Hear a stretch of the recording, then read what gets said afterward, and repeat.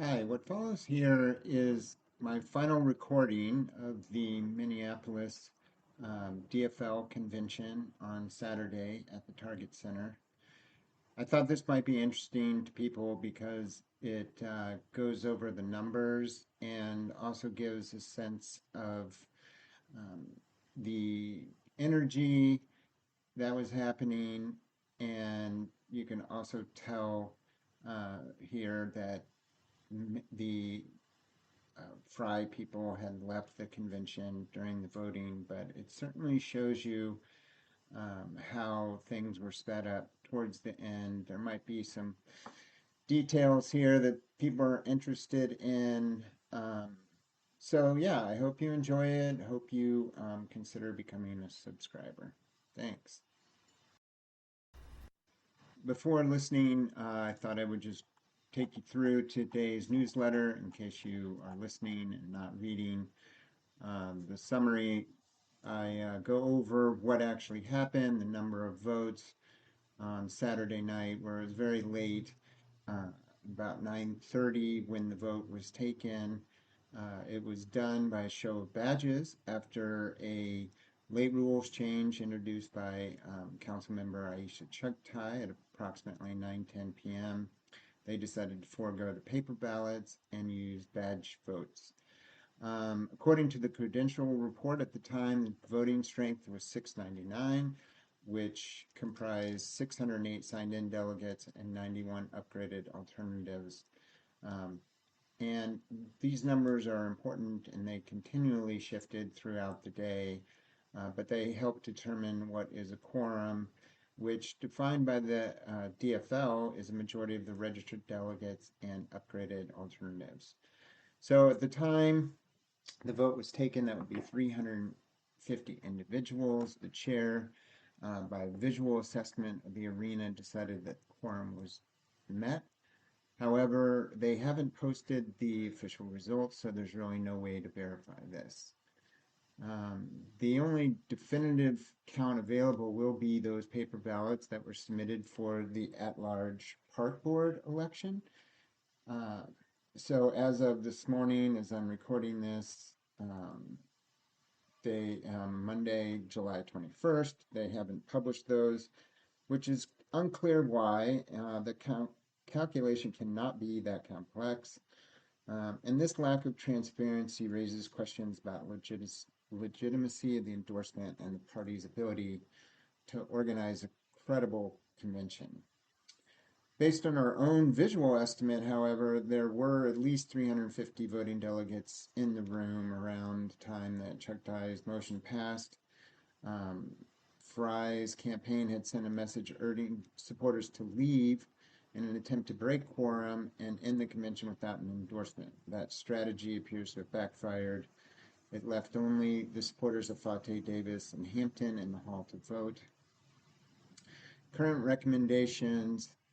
First, Mayor Jacob Fry would be well advised to wait for the final delegate counts and then acknowledge Omar Fateh's endorsement. It is unlikely that the party is going to change and reverse its decision when they rush to make sure that they got the endorsement done. Second, I think that the campaign must do more to earn support of Minneapolis voters. This will not be easy. He faces three strong challengers, each critical of his record on affordable housing, police reform, and overall city management. To win, he will likely need to persuade an additional 17 to 20% of current undecided voters. Ranked choice voting may work in his favor, as it has in the past.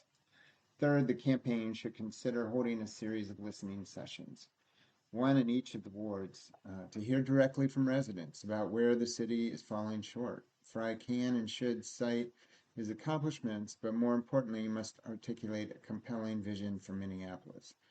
Voters need a clear sense of how the city will change over the next 4 years if he earns another term. Rather than emphasizing broad agreement with his opponents, he said several times that he agreed about 95% of the time with his opponents, which I don't think is actually true. He should really be highlighting the meaningful differences between himself and his opponents. Now, here's my reasoning is that even if the results are overturned, Mayor Fry's best outcome at the convention was always no endorsement. The first round of electronic voting, though possibly flawed, gave him only 31.5% of delegate support. That outcome likely informed the decision by his campaign to pursue a quorum denial strategy.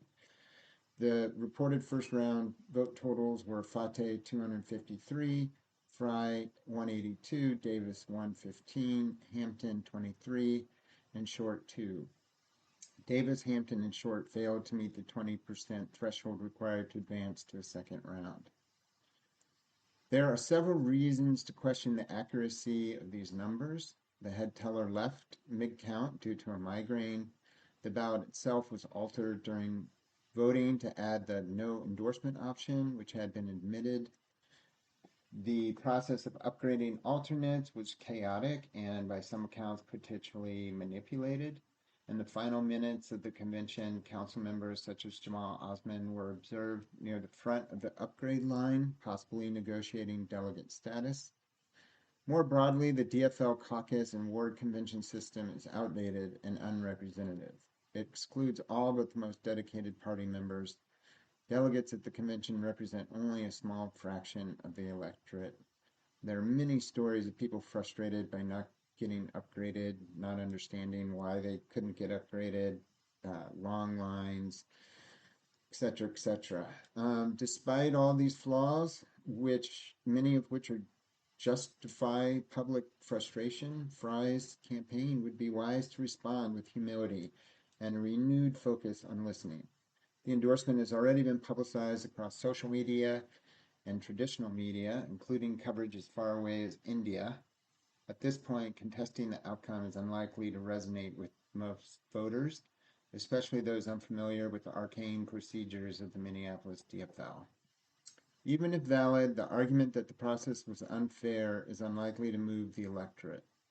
There may be an asterisk on this endorsement, but explaining why is unlikely to shift public perception. The bottom line, Omar Fateh is running an effective campaign. He had more visible support and energy in the room than Fry, a fact evident to most in attendance, regardless of the official count. As we've written before, the current convention system does not reflect the majority of Minneapolis residents. A new system, possibly involving a primary using ranked choice voting, would offer broader participation. One model might be candidates receiving 60% in the primary could secure the DFL endorsement, with the general election to follow. Had such a system been in place, it is far from certain that Fateh would have earned the endorsement. His first round of support stood at 44%, well short of the 60% threshold. Neither Davis nor Hampton endorsed Fateh or asked their supporters to shift their votes. Both stated they intend to remain in the race until the end. The park board fallout. One consequence of the Fry campaign's walkout from the convention was the loss of its delegates' votes in the park board endorsement process. The remaining votes, conducted quickly via a show of badges to meet the 10 p.m. deadline, resulted in several endorsements. Dan Engelhardt was endorsed in District 1 over Billy Menz. Kedar Deshpande was endorsed in District 3. Jason Garcia was endorsed in District 4 over Andrew Gabo, Paula Chesley, and Conrad Zipkowski, who has since filed a complaint alleging that District 4 did not have quorum. In District 5, Ira Jourdain was endorsed over incumbent and board president Kathy Abene. A resolution was also passed urging the city to divest from companies involved in Israel-Hamas conflict. The exact language of the resolution has not yet been made available. In conclusion, 15 weeks remain until the general election on November 4. The outcome was not decided at the Target Center. While it's difficult to assign a specific probability to Mayor Fry's re-election chances, they remain strong. He has won 2 prior elections without securing the DFL endorsement. Still, this election unfolds under different conditions. His campaign will need to work harder to engage voters and counter a field of serious challengers. There are multiple strategic paths available but contesting Omar Fateh's endorsement risks becoming a distraction, one that may energize opponents more than mobilizing supporters. Now, here are the final minutes of the convention. We have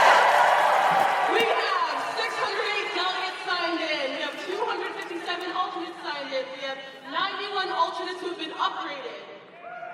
We have, in Ward 1, 88 as a balloting pool. We have 70 seats. We have Ward 2 is 42 as a balloting pool, 41 seats.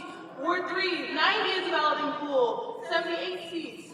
This is including alternates and delegates, so then alternates who have been upgraded count in that. We have Ward 4, 41. We have Ward 5, 30. Ward 6, 38. Ward 7, 78. Ward 8, 67. Ward 9, 48. Ward 10, 71. Ward 11, 78. Ward 12, 91. Ward 13, 82. You can all read this, so I'm going very fast. Park District 1, 88. Park District 2, 77. Park District 3, 97. Park District 4, 88. Park District 5, 88. Park District 6, 88. Our total balloting pool is at 863. Thank you very much. Let's go.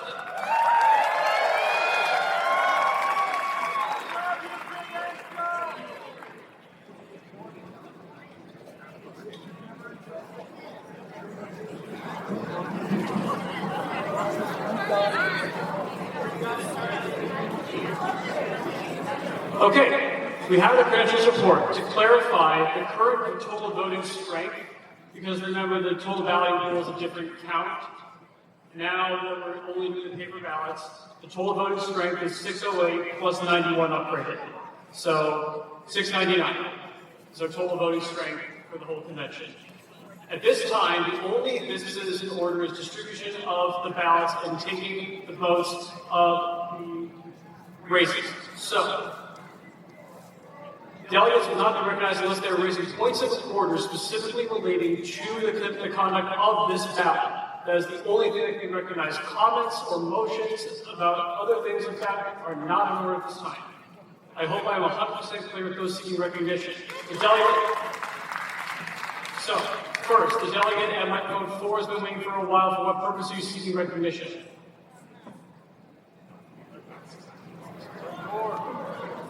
Delegate microphone 4, for what purpose are you seeking recognition? Chris Bluthie, Ward 12, Precinct 1. I don't believe we have a quorum present anymore. It's a point of order. Thank you. So, quorum would be, in this case, 340.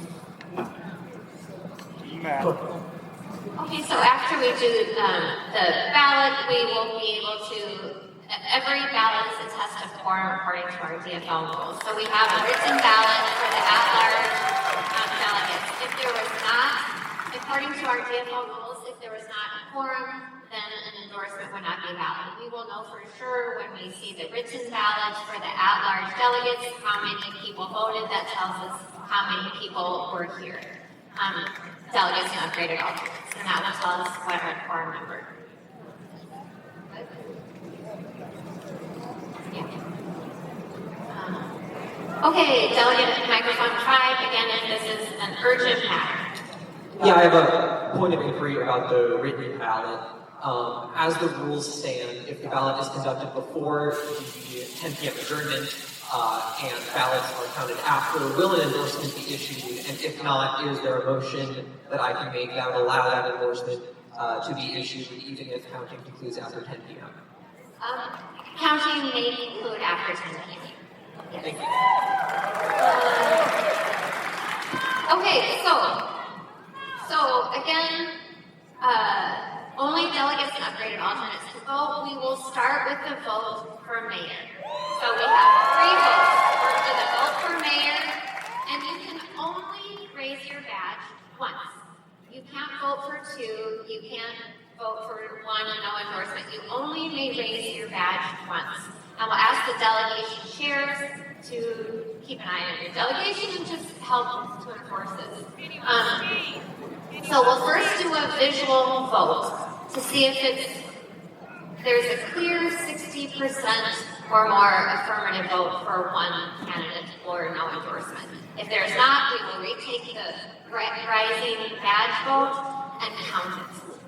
So in order to get an endorsement, a candidate must receive at least 60% of the vote. So,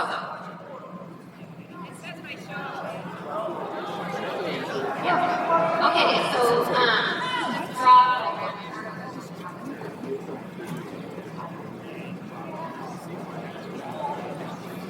Okay, I'm drawing which one we will announce first. Okay. So, voting, we are in the middle of a ballot. We would ask that the aisles are cleared.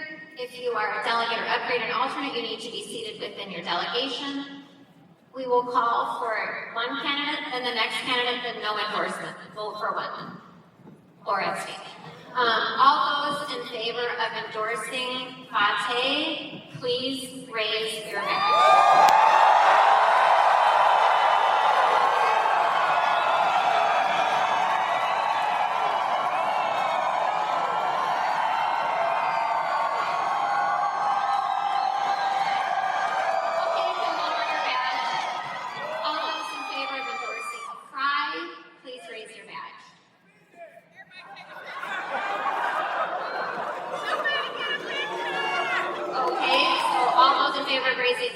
Endorsing pride, please raise your badge.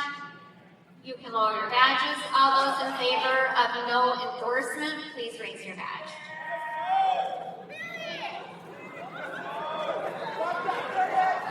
Okay, thank you. Can lower your badge. Omar Fateh had more than 60%.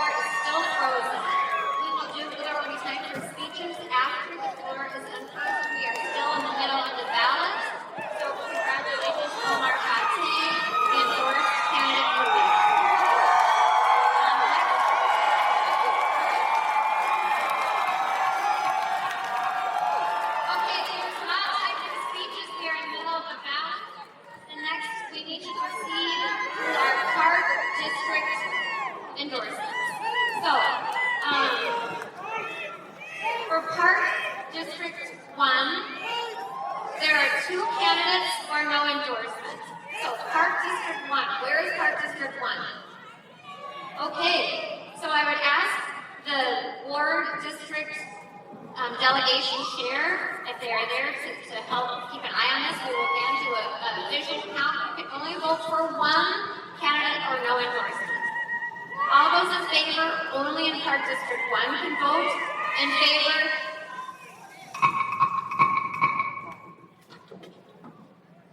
We have some important endorsements to consider. Park District 1, all those in favor of endorsing Dan Engelhardt, please raise your badge. And this is just people who reside in District 1. Okay, you can lower your badge. All those in favor of endorsing Billy Mentz, please raise your badge. Okay, you can lower your badge. All those in favor of no endorsement of Park District 1, please raise your badge. Okay, Dan Engelhardt received greater than 60% of the vote. Dan Engelhardt is in. Congratulations to Dan Engelhardt. Park District 2, we only have 1 candidate, and Charles Rucker was already endorsed. Park District 3, where's Park District 3? Okay, great, Park District 3. So we'll do the same thing. We'll read one name at a time. All those in favor of endorsing Ilhan Adams, please raise your badge. Only in District 3, yeah. Only those in District District 3. Okay, thank you. You can lower your badge. All those in favor of endorsing Kedar Deshpande, please raise your badge. Okay, thank you. You can lower your badge. All those in favor of no endorsement, please raise your badge. Okay, thank you. Kedar Deshpande had greater than 60% of the vote. Kedar Deshpande is endorsed. Park District 4, where's Park District 4? Okay, great. Park District 4, you can only vote for one. There are 4 candidates. So I'll read the candidates one at a time. You can just vote for one or no endorsement. In Park District 4, all those in favor of endorsing Paula Chesley, please raise your badge. Okay, you can lower your badge. All those in favor of endorsing Conrad Zabowski, please raise your badge. Okay, you can lower your badge. All those in favor of endorsing Andrew Gabat, please raise your badge. Okay, you can lower your badge. All those in favor of endorsing Jason Garcia, please raise your badge. Okay, thank you. You can lower your badge. All those in favor of no endorsement, please raise your badge. Okay, greater than 60% of the delegates voted to endorse Jason Garcia. Jason Garcia is endorsed. Okay, Park District 5. There are 2 candidates, and where's 5? Okay, high 5. Proud of you. You can vote for one candidate or no endorsement. All those in favor of endorsing Justin Theodore Cermak, please raise your badge. Okay, you can lower the badge. All those in favor of Stephanie Musich, please raise your badge. Okay, you can lower your badges. All those in favor of no endorsement, please raise your badge. Okay, you can lower your badges. No endorsement prevails. There will be no endorsement in Park District 5. And finally, for the badge voting, we have Park District 6 versus. All right. 2 candidates. All those in favor of endorsing Kathy Aben, please raise your badge. Kathy Benny, my apologies. Okay, thank you. All those in favor of endorsing Ira Jourdain, please raise your badge. Okay, and lower your badges. All those in favor of no endorsement, please raise your badge. Okay, thank you. Ira Jourdain received greater than 60% of the votes. Ira Jourdain is the endorsed candidate from Park District 6. Congratulations to all of our candidates and the candidates who received endorsement. We will have again time for speeches later. The floor is still frozen. And at this point, we have paper ballots that will be distributed to vote for the Park District at-large candidates. So this body can endorse up to 3 candidates. When you get your paper ballot, you may vote for 1 candidate, 2 candidates, or 3 candidates. You can also vote for no endorsement. That is always an option. When we get the paper ballot, there's a DFL rule that comes from the Democratic National Committee. You are elected a delegate to represent people in your precinct. And so you must sign your ballot. All ballots at this level at conventions have to be signed. So when you get your ballot, you can vote for 1 candidate, 2 candidates, up to 3 candidates, or no endorsement, but you must sign your ballot for it to be valid. Everybody here votes on the same candidates. The names, are they all printed on the ballot, or will they be on the screen? Okay, so the names will not be printed on the ballot, but they will be on the screen. Okay, our teller's ready to go. And at this point, I know we had our our district board delegation chairs. If they can come down, it looks like they're already gathering, and work with the tellers. Great job. And to help distribute the ballots. Of the names. Oh, yeah, I think. Okay. Yes, so there is a list of your delegation chairs, and shortly, I think the list of the candidates will be displayed on the screen. When you vote, you can vote first name, last name. Just make sure it's clear who you're voting for.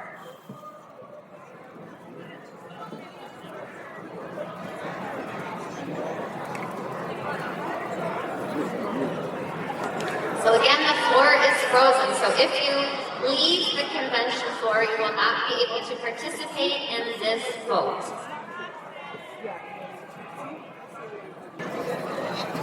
Okay, I hear there's a teeny tiny question from microphone 5. Thank you, Madam Chair. Nick Harper, 10-2. To confirm what I thought I heard from the co-chairs earlier, quorum for not only our board at large, but also mayor will be determined based off of where there is quorum from the paper ballots here.